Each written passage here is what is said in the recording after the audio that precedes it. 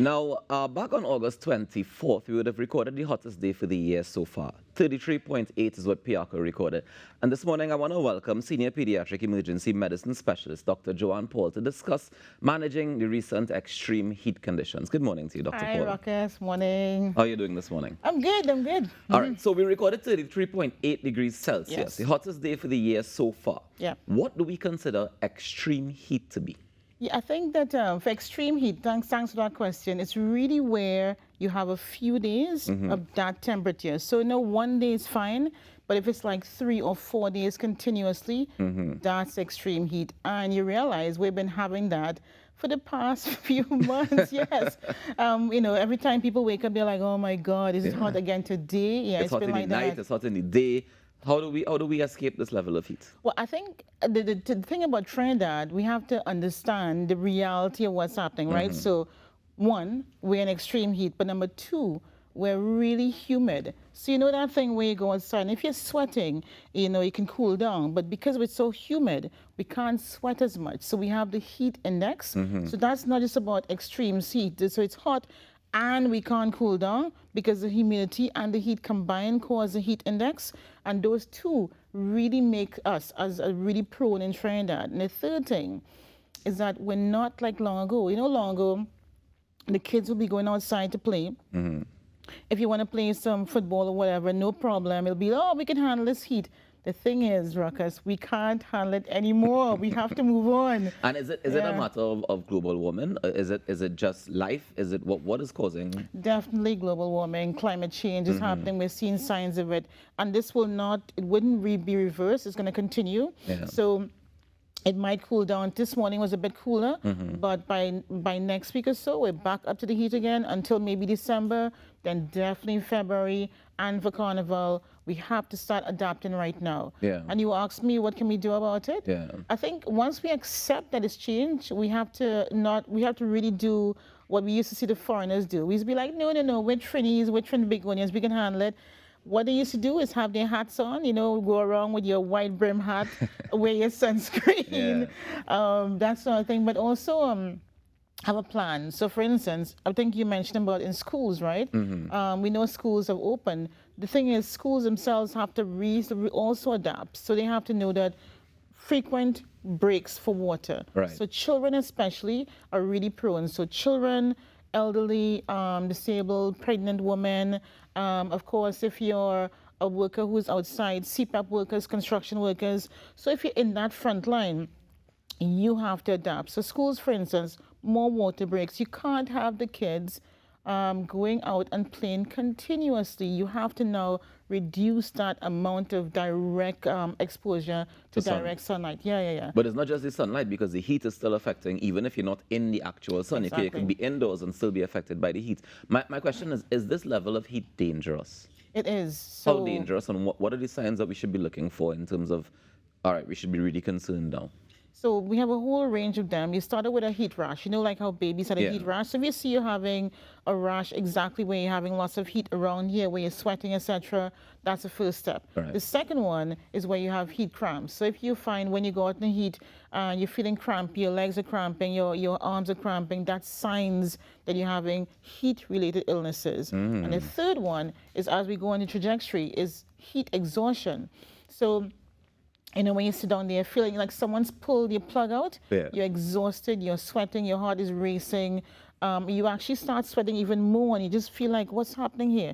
That's heat exhaustion. And the worst one is heat stroke. It actually is like a stroke, where you are confused, you're talking gibberish, you can't understand what's happening, and of course you might collapse or even have a fit. So it's really important to know what to look out for and how to prevent it. It's a big deal now. All right, so help us through the prevention and fixing some of those problems. So let's start with the smallest one. You have a heat rash. How do you treat that? How do you go forward saying, all right, let me prevent myself from getting to heat stroke? Right, really good. So for the thing is that just drink lots of water. Now, I'm not saying just to sit down there and take about 2 gallons, right? I'm saying every so often, every half an hour, sip. Just know you have to make changes for this.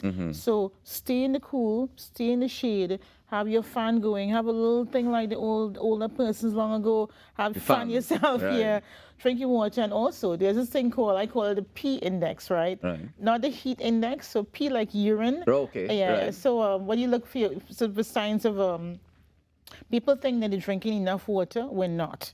So you have to drink more. To know when you're actually drinking enough, you watch your urine, right? It should If be it clear. looks, yeah, no, not just clear. If it looks a bit yellow, brown or black, it's not. You need to drink more water. Black, if you it's, say? Yeah, if it's yellow, you still need to drink more water. Okay.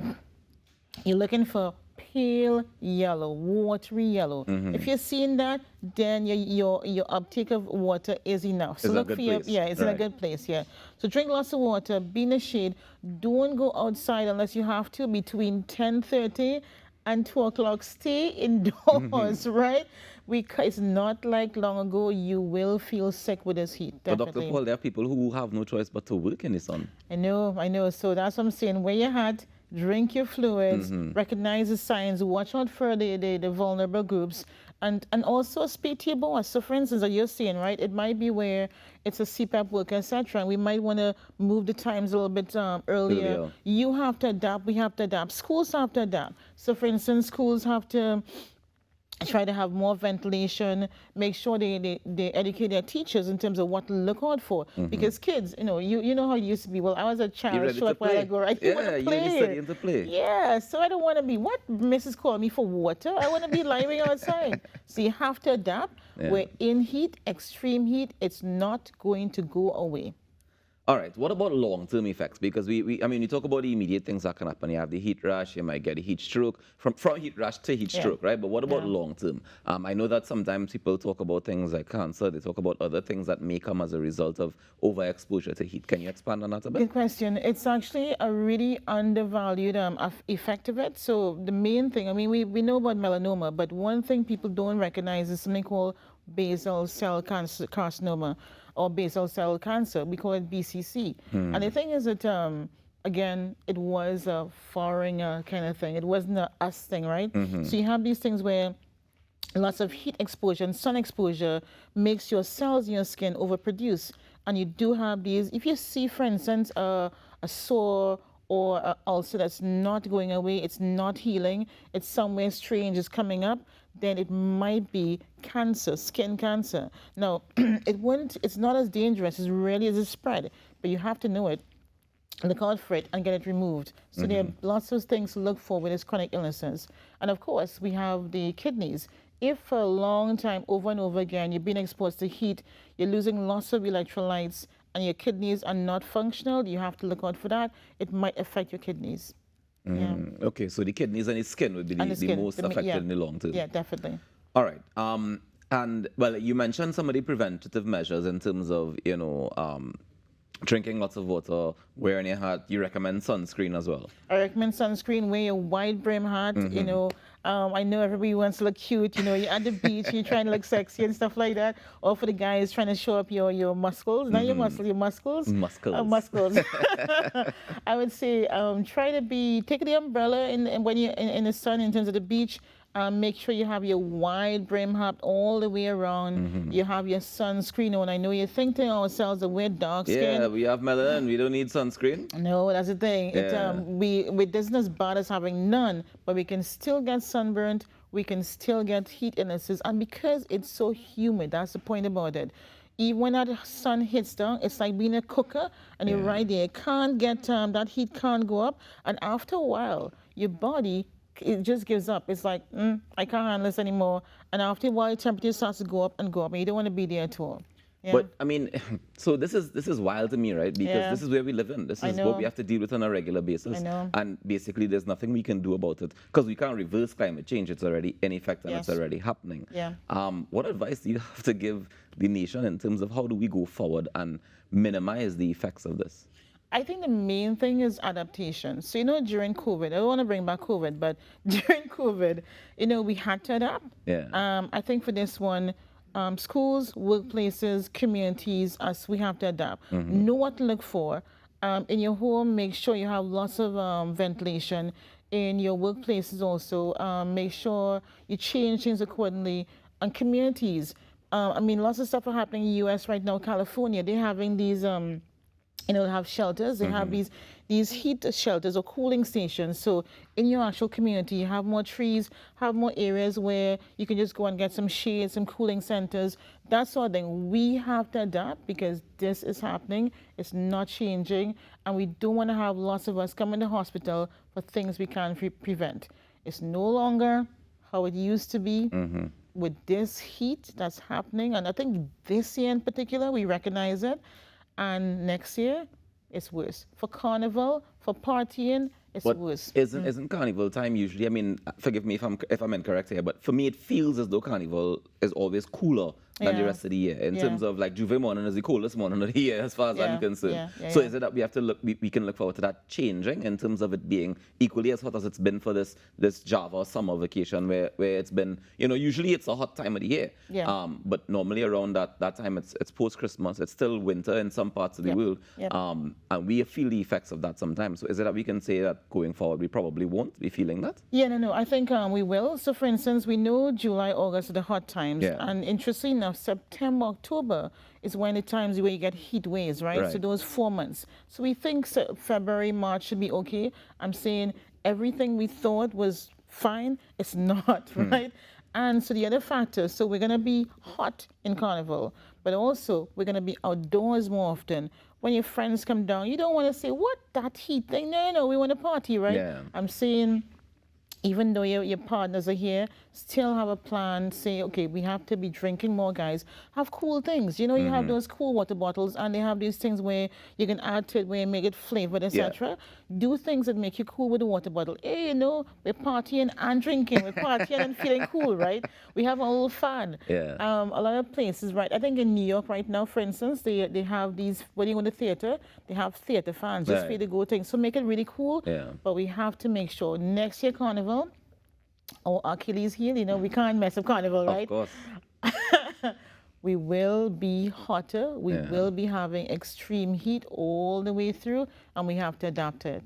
All right, Dr. Paul, one more thing before we go. At what point should we seek medical assistance when it comes to feeling this level of heat? I think if you're vulnerable, and I think you have to recognize that for yourself. So I mentioned a few of them, but if you're obese also, or if you have lots of heart medication, lots of these medications also make you not sweat and be very prone to having heat stuff. If you fall into one of those categories and you feel nauseous, you want to vomit, you feel fatigued, you can feel your heart racing, you feel unwell, you can actually, when you're sitting there, and because we experience it, and you can feel the heat coming down on you as a canopy, and you're feeling unwell and sick at the same time and confused, just tell your relative, I'm not feeling good. But even before that, they could cool you down.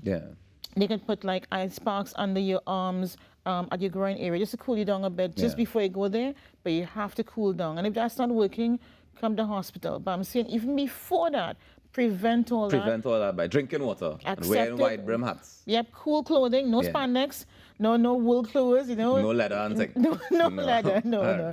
Be cool with it too, Well, Dr. Paul, thank you so much for joining us this morning and for sharing with us. And we hope that people do take your advice. Have to. And heed the warnings, because it's going to be hot. It's going to continue to be hot for a little while. Guys, we can do it. We can do better, and we will do better. Thank you so much for joining us this morning, Dr. Paul. Let's take a quick break and come back with more. Stick around.